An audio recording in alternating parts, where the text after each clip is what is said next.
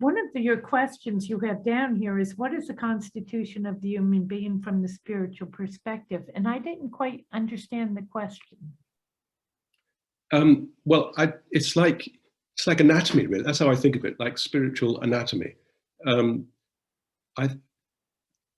conventional idea in traditional spirituality is that we're spirit, soul, and body, and so I think that we do have this triplicate form. The spirit part of us is God in us, that we have the part of the divine spark, a spark of the divine fire, and that's our being, our proper spiritual being. And then the soul is our individual self. That's this individuality. That's a real part of us. Yeah, which, because the masters once told me that the greater part of you remains with us, which I thought was a very interesting thing, because I'd often felt that there was, behind this sort of William Wildblood person, there was another being, which I wasn't really aware of, but I could kind of sense. Not a separate being, the same being. A different part of you. Yeah, like you're a multi-dimensional being and you're squeezed into a three-dimensional little pot. You know? Right. What we are. You're really only a couple drops here and the big part's behind you. Yeah, but it's like a multi-dimensional thing, which is put in a three-dimensional form. And that's how and the soul is the multi-dimensional thing. And that's the part that goes through all the incarnations. So William Wildblood is just me in this incarnation. So when I die, that's the end of him. But you take all of the experiences and knowledge and everything with you. It becomes a part of you. Exactly. Yeah, the essence of William Wildblood, that will be reabsorbed into the soul. It is the real being behind William Wildblood, and the same for Barb Crowley. And that doesn't mean that the people who loved Barb Crowley when she was alive won't see her, because they will see her, but they'll see her in a kind of glorified form, a greater form eventually. Without personality, more of a pure form. It'll have personality. But with personality too, it will have personality, but it will be more her. It will be everything that was good about her will be brought out. Yeah. And the sort of annoying things that she has. Yeah. We're going to get rid of the bad side. Exactly. The annoying side, That's the kind of the worldly bit. But so what I mean is there is this soul, and the body is not just our physical self, but also our earthly personality, I think, which our vessels, our vehicle in this world. But it's all part of us. It's not a kind of fake part of us. It's just different parts operate on different levels of being. So you can have the divine level, where the spirit is, the spiritual level is the soul, and the material level is the body, which includes all the whole earthly self.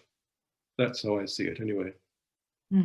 Now, if we're in the end of times and we're going to blow ourselves up or blow the world up or whatever, and this realm goes away, what realm is used for the duality to expand our souls, to continue to learn? I don't think this is the end of time. I don't say that, but the end times, they call it, I think, when it's like the end of an age. I think there'll be more different ages to come. But okay, so it's kind of what I was talking about with the dimensional. Okay, good. I was thinking it was a separate thing. I was thinking in Catholic, like a Catholic. I was brought up a Catholic. I was thinking like a Catholic. Well, I think like that a bit sometimes as well, but I don't think this is the end of the world. I don't think that. Okay, yeah. But when I think of end times, I think of the end of the world. Yeah, no, I do. I think you're right, but perhaps it's the wrong phrase in that case. But I think it is the end of an age, whether it's the Piscean age or the great Platonic year, which is I don't know, 24,000 years or something, a whole cycle through all the signs. I don't know. It's just something is going on now, which is very unusual. That's what I think too, something is. And that's where I believe a vibrational change is going on. And we're 1 foot in each world, which is what is tearing us apart. And I think that's why we have such a huge population in the world now, 7 billion, whatever it is. Right. Everybody wants to try it, you mean, be here now? Yeah, a lot of souls think this is a good time to be born because it's such a bad time. Right.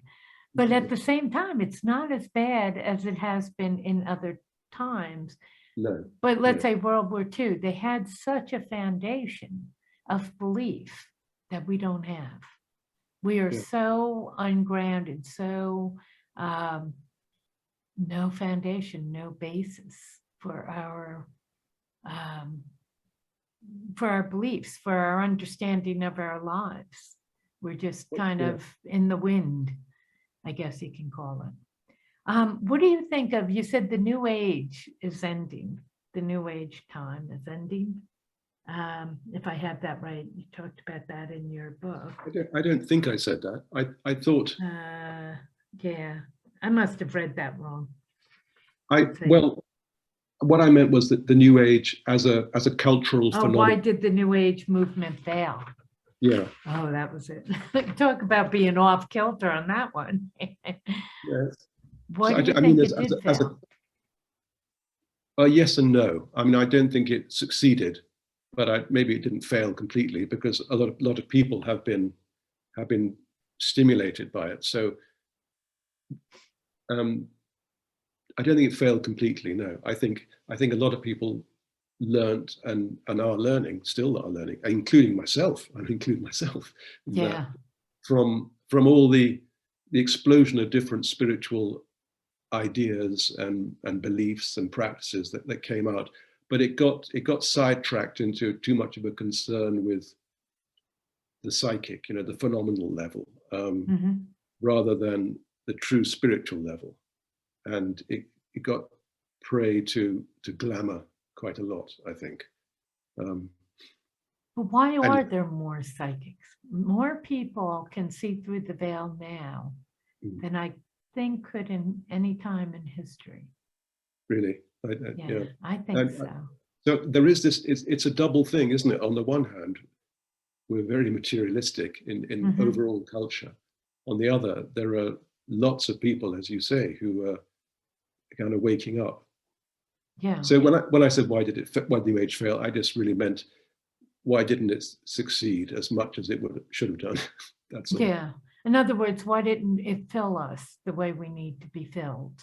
That kind of thing. Yeah. Give us and I think what we that's need. our fault because we weren't perhaps equal to the challenge, because it was asking a lot of us, and often we would just take it on our level instead of going up to a higher level. We would drag it down to our level. I think we stayed too surfacey to take the deep dive, that kind of thing. Yeah. And I don't know that we were ready. I don't know as human beings, even though we're spiritual human beings in this world, in this vibration, I don't know that we were ready, that we could have done it. We certainly weren't ready enough, but I believe that maybe these things happen recurringly, and each time they happen, we're a bit more ready. The only way we can actually be ready is not to be ready the first time it comes round, and then learn a bit from that, and then something comes around again, and we can absorb it more. Yes. Yeah. Exactly. Yeah. You talk about Jesus Christ quite a bit and the Christ energy. And to me, that's kind of a religion, although there is Christ consciousness. So to me, that energy that is over all energies, I don't know what to call it, is a Christ consciousness, or I call it Christ too, as I said, Christian based and Catholic. And I don't have another word for it, frankly. I just don't have another word for it. Is that how you use the word Christ the same way, or is it a different meaning? Similar. I mean, I think of myself as a Christian, but I'm certainly not an Orthodox Christian. Yeah. I don't belong to any church or anything like that. But I Mhm. do think the incarnation of Christ was a kind of turning point for the world. And I do think Christ was what he said he was, which was the incarnation of the Logos, or he was this supreme spiritual being to come to this world. And I think he changed the course of spirituality, because I think before then, there might not have been the reality of heaven. There was perhaps the reality of nirvana, where you could become completely one with spirit.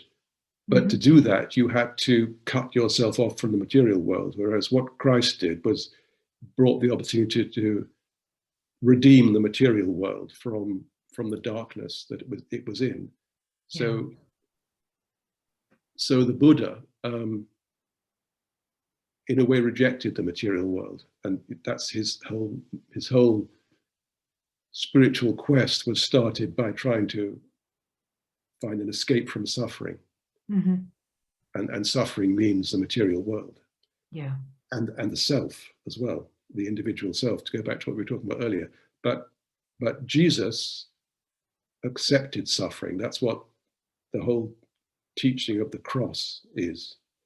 He said, through suffering, you can redeem matter. You can bring matter up into spirit. You can transform matter. So you don't reject matter. You don't reject the individual self. You open it up to the reality of spirit, and the two become one. And so creation is transformed. Instead of being rejected, as it tends to be in Buddhism, although especially early Buddhism, through Christ, the creation is redeemed. And so I think that he wasn't just a master or a spiritual being like other spiritual beings. He was something far beyond anything else in this world. And I think that's when Christians call him the Son of God. That's what they mean. It's you can't say he was just a high spiritual being like a great sage or something, because he wasn't. He opened up an entirely new spiritual path, like the kingdom of heaven, we call it, to human beings through him. He also probably made it much easier to get there, because this is why people say, if you just believe in him, if you really believe, not just in your head but in your heart, right, that belief will transform your whole being, and you'll be prepared for the heavenly world. You'll still have to go through all the purifications and so on, but it's like a light in the human being which illuminates the whole soul, the Christ light. That's what believing in Christ is. It's accepting this light into yourself. And there is something extraordinary about Christ, which you can sense after 2,000 years, I think. So he basically brought us into a new level of being a spirit on earth. I think so. Kind of yes. Yeah. Are we now then looking for our Christ in this new change into what I think is probably a new level? I don't think it will happen like that again. Yeah. Not so easy. I don't think. I think that was a kind of one-off. Maybe something else will happen. But sorry. No worries.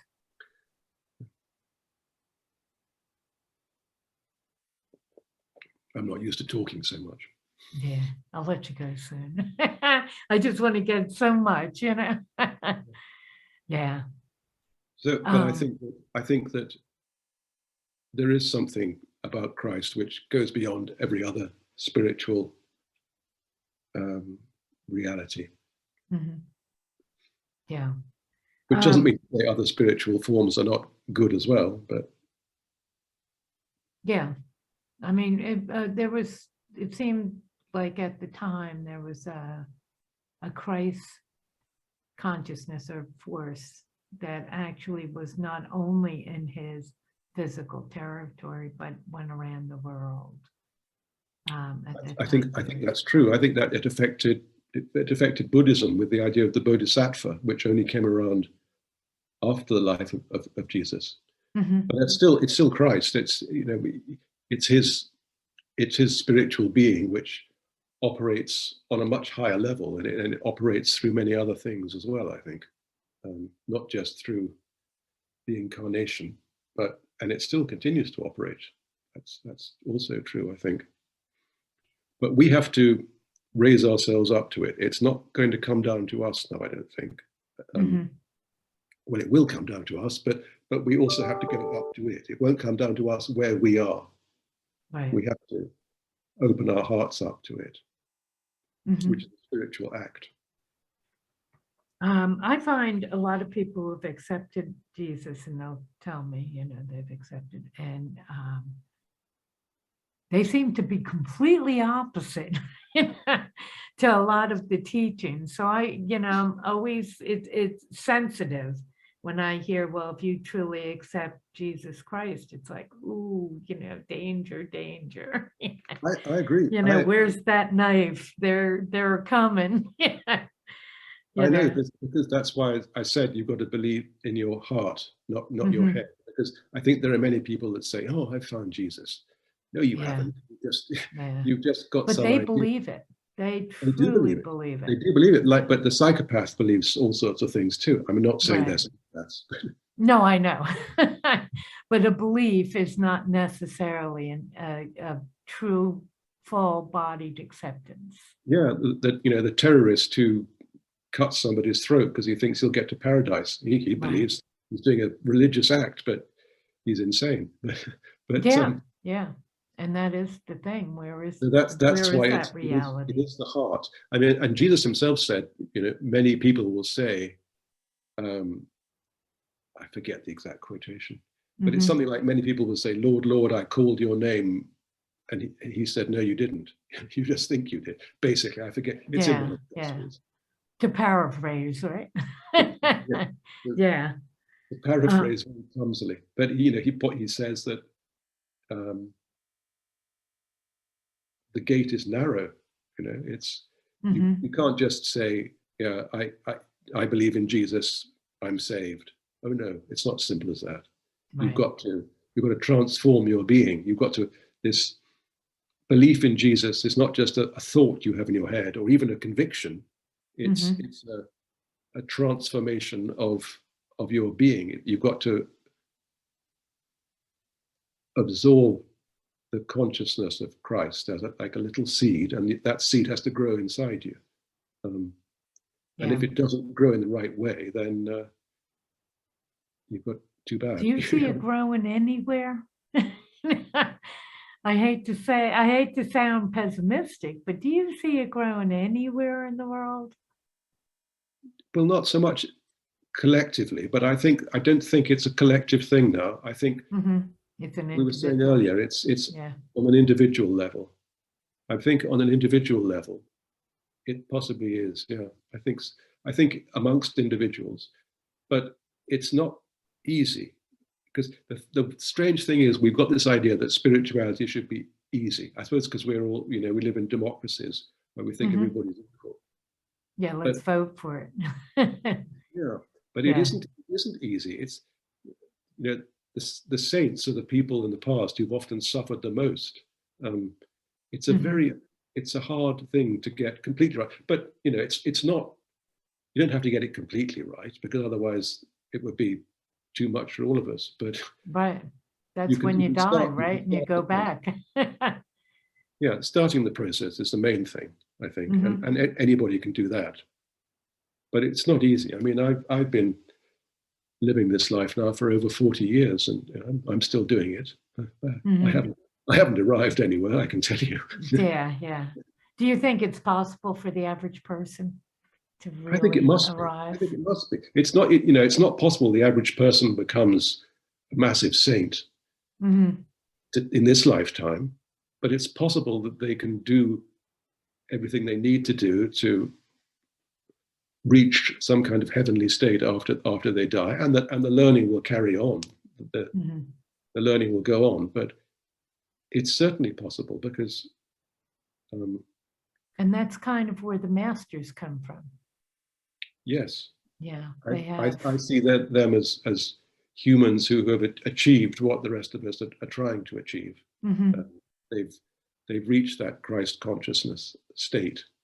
And I have they to speak. say, I know you told me why, and I've missed it. Why did they quit talking to you?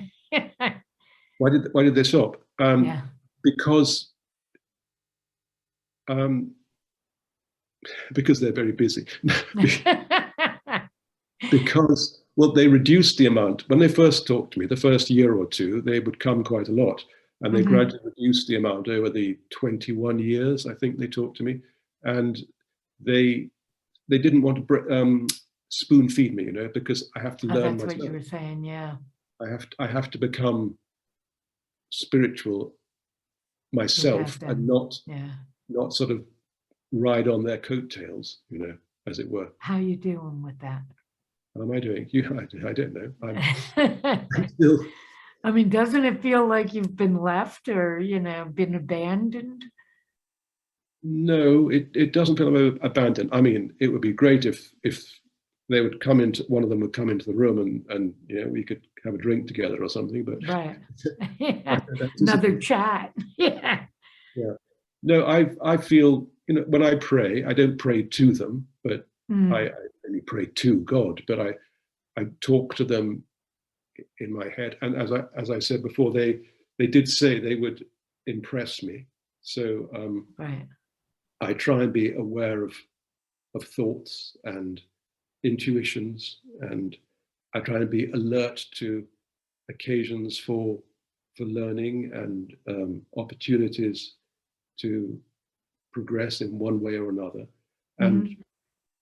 when difficulties arise in my life, and they do, I try Yeah. Yeah. try and I try and see the way to resolve them from the spiritual level, not just escape them. For instance, I don't meditate much anymore, but I meditated for 21, 22 years. Mhm. And it made me a bit oversensitive to noise, I think. Oh, wow. So where I live now, there is a nursery not far away. And the children are often sort of screaming their heads off for long periods of the day. Right. And Earth instead does of, tend to give you the things that you're most don't want. that's Yeah. exactly it. And instead Yeah. of thinking, I, I, try, I try and realize that, okay, this is an opportunity for you to not to react to it, To accept it. to accept it, and Mhm. think, they're children, they're just playing, they're not there to torment you, the little demons. Yeah, yeah, yeah. I was hoping for your sake when you said nursery, you meant plants.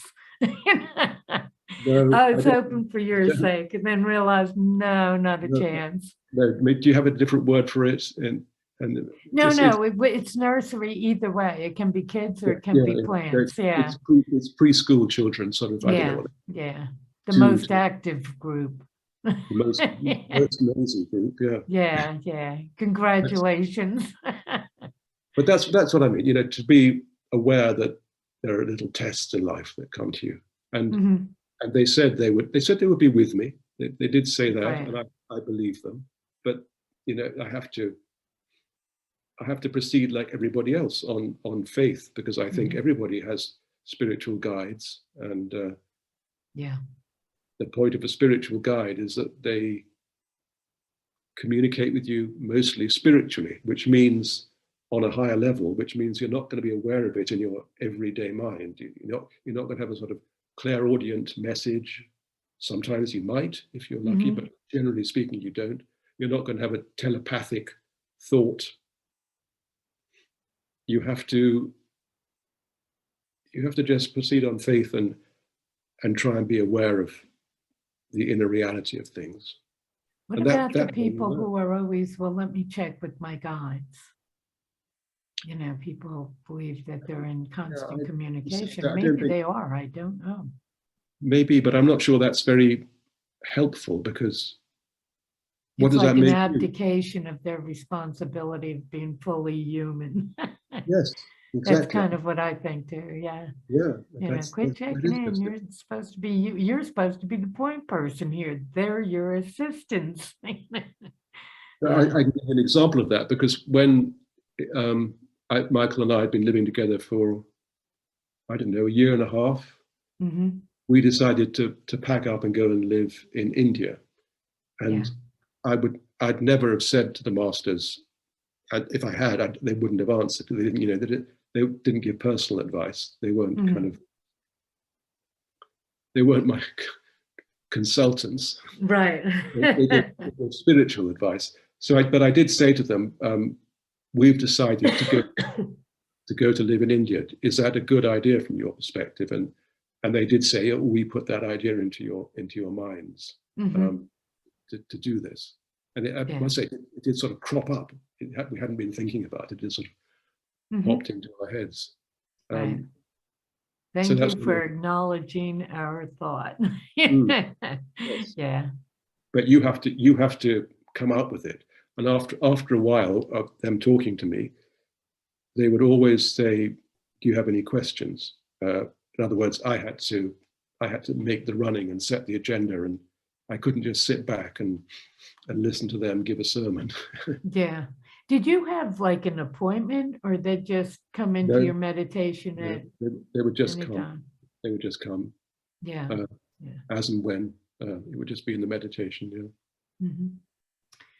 Before I let you go, I keep saying I'm going to let you go and then not doing it. Before I let you go, is there anything else that you'd like to add that we didn't really discuss that you really would like to have part of this conversation? I don't think so. No, I think we've talked about a lot of things. Yeah. Yeah. I've really enjoyed it. I thank you so much for the conversation. I've enjoyed it too. Well, thank you very much. Thank you very much for having me on the show. Yeah, thank you. I you know, this kind of conversation is often hard to come by. So I really do appreciate it. Thanks so much. Not at all. Thank you. And I'll send you some information that you know, maybe put on your blog or post, or, you know, put on out there for people to listen to us and to listen to our conversation.